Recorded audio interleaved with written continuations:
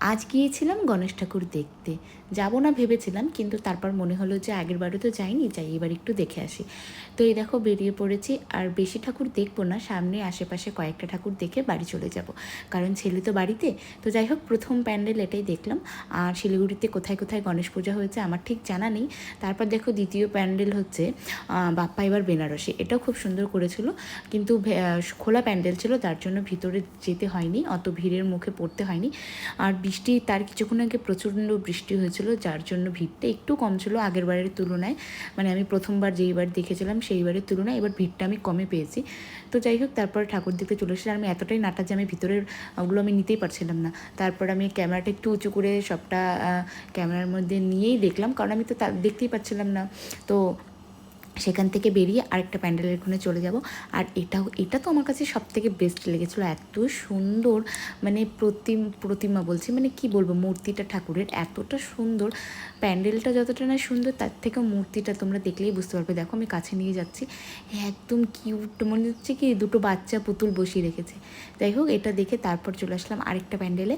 আর এখানে এসে, এটা হচ্ছে কাঞ্চনজঙ্ঘা স্টেডিয়ামে, তো এটাই দেখবো। তারপর আরেক দুটা রাস্তার মধ্যে যেগুলো পড়ে দেখে বাড়ি চলে যাবো।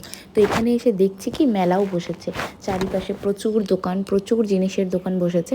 তো আমি কোনো দিকে তাকাতাকি করিনি, কারণ এদিকে ঢুকতে গেলে অনেকটা লেট হয়ে যাবে। আর আমার একটা টেনশন কাজ করছিল বাড়িতে, যেহেতু ছেলেকে রেখে এসেছিলাম। তো যাই হোক, এই মেলা দেখতে দেখতে এখন আমি প্যান্ডেলের কাছে যাব। আর সত্যি কথা বলতে আমি কোনো প্যান্ডেলের ভেতরে ঢুকিনি, কারণ ভিতরে ঢুকতে গেলে অনেকটা টাইম চলে যাবে। অনেক ভিড়, দেখতেই পাচ্ছ তোমরা, একদম দুর্গাপূজার মতনই ভিড়। তো সামনের থেকে একটু দেখে নিলাম, দেখে কয়েকটা ফটো ক্লিক করে এখানে মার্কেটে আমার একটা জিনিস দরকার ছিল, সেটাই আমি নিয়ে আমি এখান থেকে বেরিয়ে গেলাম। আর এই দেখো লাইটিংগুলো খুব সুন্দর করেছিল। তারপর রাস্তায় যেতে যেতে যেগুলো ঠাকুর পড়বে সেগুলোই দেখবো, আর এক্সট্রা কোথাও ঢুকবো না। তারপর দেখো এখানে বানিয়েছিল কেদারনাথ।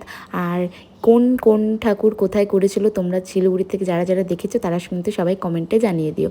তো এই কেদারের এখানেও দেখো প্রচণ্ড লাইন, প্রচণ্ড ভিড়, এটাও আমি ঢুকিনি, আমি বাইরের থেকেই দেখলাম। আর একটু দেখা যাচ্ছে বাবার ভোলেনাথের নিচেই গণেশ ঠাকুর বসেছিল। যাই হোক, এটাও দেখে বেরিয়ে পড়লাম। আর একটা লাস্ট মূর্তি দর্শন করে, এটা ছিল মোদক হাতে নিয়ে গণপতি বাপ্পা মোরিয়া। তো যাই হোক, দেখে শেষ করলাম, এখন বাড়ির দিকে যাচ্ছি, টাটা।